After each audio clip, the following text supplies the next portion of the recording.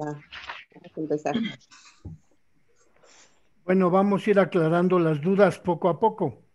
Gracias, Fray. Por lo pronto, ya explicamos ayer el tema de la Theotokos en el concilio de Éfeso, Ajá. de lo cual un breve resumen, pues es la carta dogmática de Cirilo.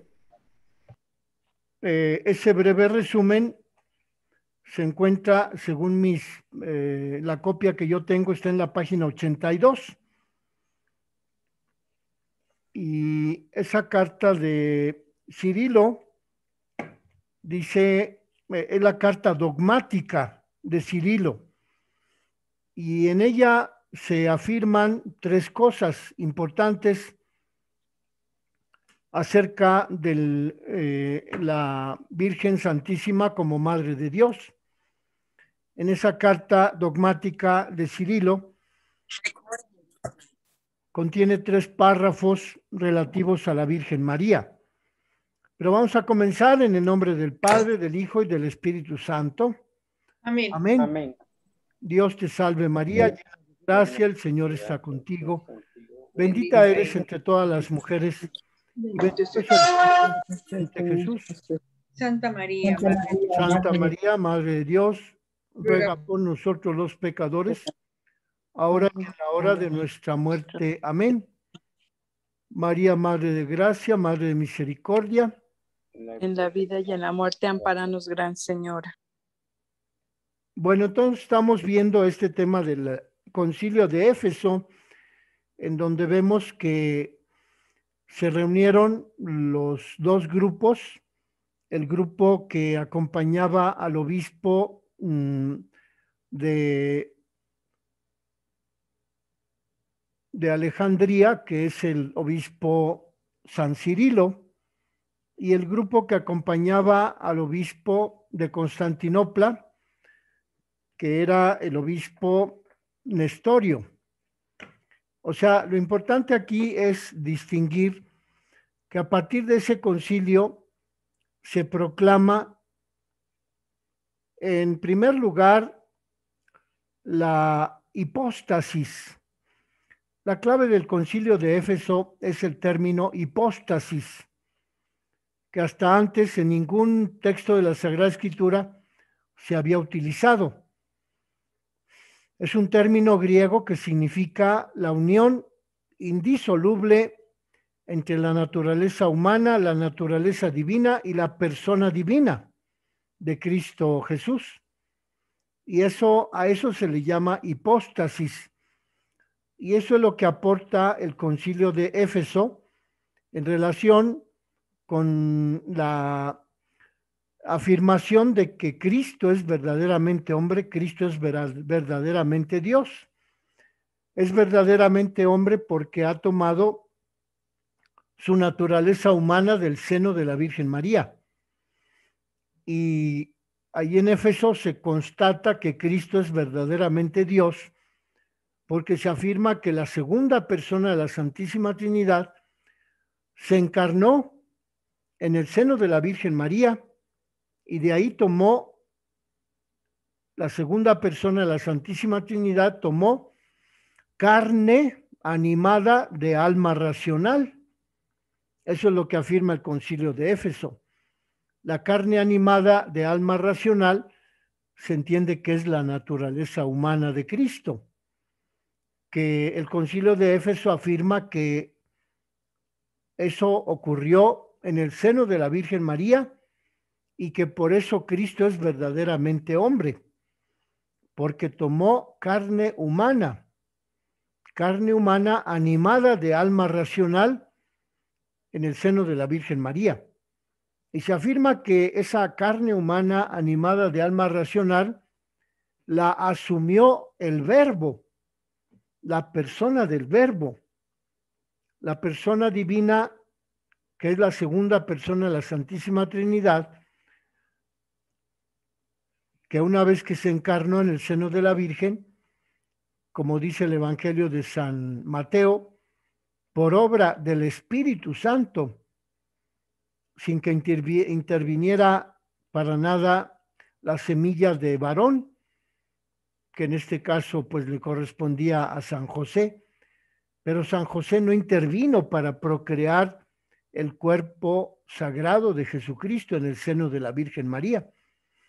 Entonces lo que se aclara en el Concilio de Éfeso es que Cristo, siendo la segunda persona de la Santísima Trinidad, que eso ya se había reconocido desde el Concilio de Nicea, como 25 años antes,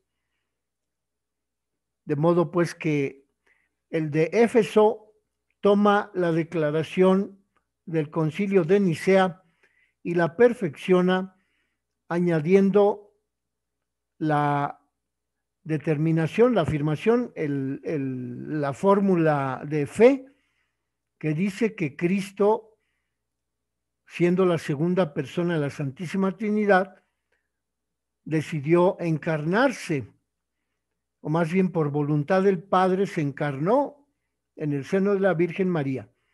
Y allí en ese seno el Verbo eterno, la segunda persona, tomó carne humana. Pues claro, porque la Virgen era un ser humano y la carne que se produjo en el seno de la Virgen era carne humana.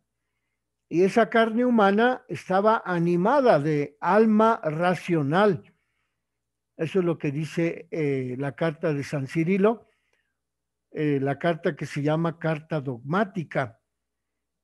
Y entonces, ahí en esa carta dogmática encontramos 3 afirmaciones, 2 que se refieren al verbo y una que se refiere a la fe en Cristo, por la cual los padres de la Iglesia afirman que Él nació verdaderamente de la Virgen María. Entonces, las 2 afirmaciones relativas al verbo, dice la primera que fue engendrado según la carne por una mujer. Es decir, que cuando el arcángel Gabriel visitó a la Virgen en Nazaret y cuando la Virgen estuvo de acuerdo en que Dios cumpliera su santa voluntad en la vida, en la historia, en el seno de la Virgen, en ese momento la persona del Verbo fue engendrado según la carne por una mujer. Esa es la primera afirmación que se dice en la carta dogmática de San Cirilo.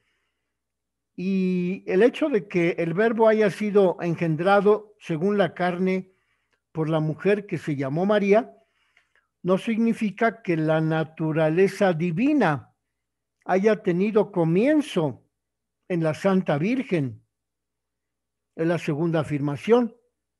Es decir, que aquí para los padres de la Iglesia, San Cirilo, que participó en ese concilio de Éfeso, queda claro que el Verbo ya era verbo desde toda la eternidad, como lo dice el Evangelio de San Juan. Y ese verbo que ya era verbo desde toda la eternidad, se encarnó en el seno de la Virgen, pero no tuvo origen cuando se encarnó, no tuvo origen la naturaleza divina en el seno de María.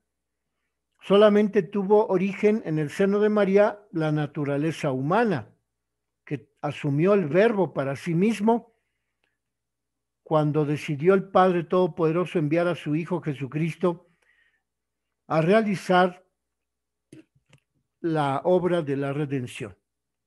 Entonces ya van 2 afirmaciones que encontramos en la carta dogmática de San Cirilo. La primera, como repito, es que el Verbo fue engendrado según la carne por una mujer. La segunda afirmación de la carta dogmática de San Cirilo es que la naturaleza divina de Cristo no comenzó en la Virgen. Y el tercer la tercera afirmación de la carta de San Cirilo se refiere a la consecuencia de esa fe cristológica que se afirmó en el Concilio de Éfeso. Y dice así esa carta dogmática de San Cirilo: la fe ortodoxa la encontramos en los santos padres, y ellos no dudan en llamar a la Virgen María Madre de Dios, no porque la naturaleza del Verbo haya tenido origen en su ser, en la Santa Virgen, sino porque de ella nació, de la Virgen María nació el santo cuerpo dotado de alma racional, con el que el Verbo está unido sustancialmente. Vean ustedes entonces que lo que se afirma en esta carta dogmática es, por una parte, que le llaman Madre de Dios a la Virgen. ¿Por qué? Porque la naturaleza del Verbo no tuvo origen en la Virgen, pero sí tuvo origen en ella el santo cuerpo que asumió la segunda persona, el Verbo eterno, al encarnarse en el seno de la Virgen. Y ese santo cuerpo, dotado de alma racional, fue el que el Verbo unió sustancialmente a sí mismo para realizar la obra de la salvación.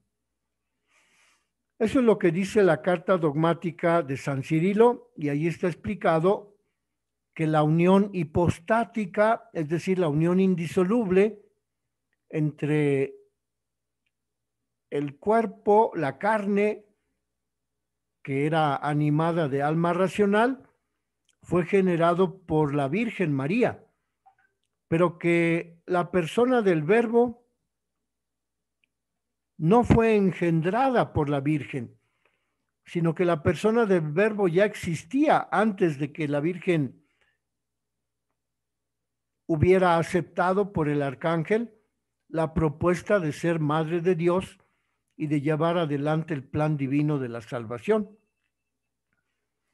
De modo pues que ahí está el contenido más importante de lo que se afirmó en el Concilio de Éfeso en el año 431. Son tres cosas: la persona del Verbo, la naturaleza humana que tomó de la Virgen Santísima, que incluye el alma racional, y la naturaleza divina, que venía con la persona divina del Verbo que se encarnó en la Virgen María. Entonces son tres cosas con las cuales el Concilio de Éfeso declara que la doctrina de Nestorio es doctrina equivocada, porque Nestorio no aceptaba que la Virgen María, que en el seno de la Virgen María se hubiese encarnado la segunda persona de la Santísima Trinidad. Y esa es la gran diferencia entre la doctrina del obispo Nestorio de Constantinopla y la doctrina ortodoxa o afirmativa de toda la Iglesia, estructurada y explicada por San Cirilo en ese Concilio de Éfeso. Y después, ¿qué dice? El texto del profesor de Fiores afirma que la carta de Nestorio se tomó también en cuenta en ese Concilio de Éfeso, pero al no aceptar Nestorio lo que se decía de que fue la segunda persona de la Santísima Trinidad la que se encarnó en el seno de la Virgen, la carta de Nestorio fue causa de la destitución del obispo Nestorio como patriarca de esa ciudad de Constantinopla, y el emperador del Imperio Romano destinó a Nestorio primero a un monasterio, luego lo mandó a la ciudad de Petra y después lo mandó a un oasis en el desierto y murió el obispo Nestorio en la ciudad de Panópolis hacia el año 450. Es decir, unos 19 años después del concilio de Éfeso. Todavía vivió el patriarca Nestorio, que era el obispo de Constantinopla, todavía vivió 19 años, con lo cual continuó él difundiendo la doctrina equivocada de que en María solamente se había engendrado, encarnado, de María solamente había producido el seno purísimo de la Virgen, solamente el cuerpo que usó el Verbo eterno. Pero para Nestorio, afirmar que la Virgen María era Madre de Dios era algo que según él estaba equivocado. Y como la mayoría de los obispos que se presentaron junto con Cirilo, provenientes de Alejandría, decidieron que la doctrina más adecuada a la Sagrada Escritura era la que afirmaba que la segunda persona de la Santísima Trinidad se había encarnado en el seno de la Virgen y que allí en el seno de la Virgen había tomado carne humana animada de alma racional y que a fin de cuentas lo que había nacido de la Virgen era la segunda persona de la Santísima Trinidad encarnada en el cuerpo que se produjo a partir del vientre de la Virgen, de la naturaleza humana de la Virgen, y que por eso la doctrina más asumida por la cuestión de la naturaleza divina de Jesucristo, pues era la que afirmaba la unión indisoluble entre la naturaleza humana y la naturaleza divina, asumidas por la persona de la segunda persona de la Santísima Trinidad. Bueno, eso es lo que a mí me interesaba explicarles a ustedes, y lo que dice enseguida es un relato de qué fue lo que sucedió después,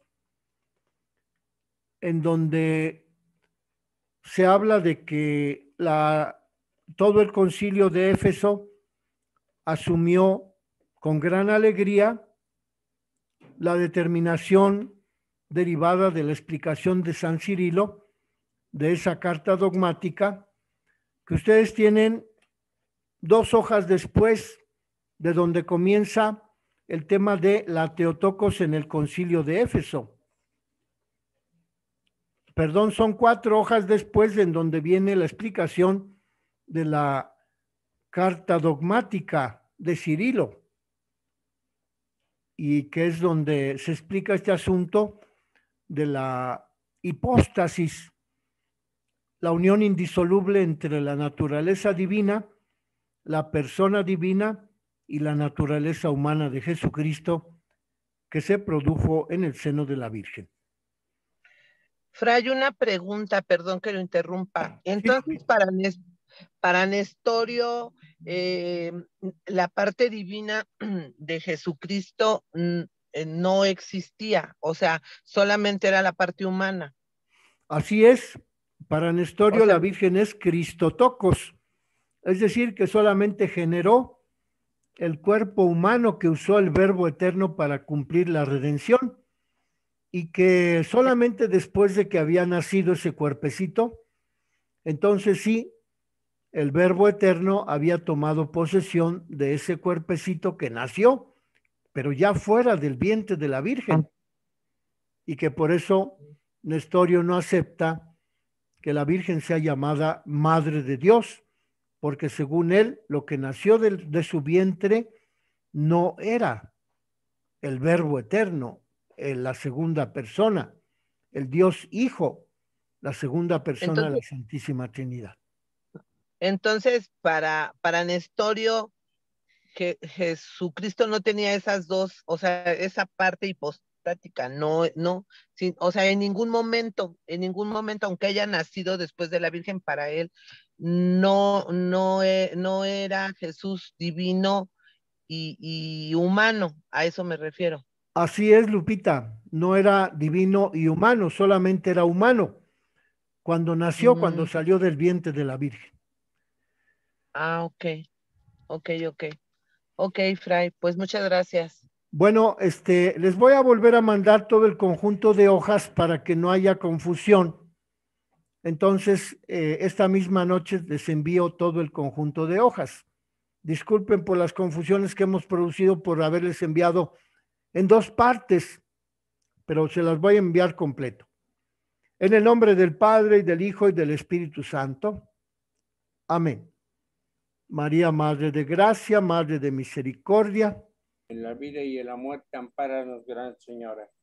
Buenas tardes, nos vemos el martes, Dios mediante. Dios mediante, Fray, cuídese. Gracias, Padre. Hasta luego.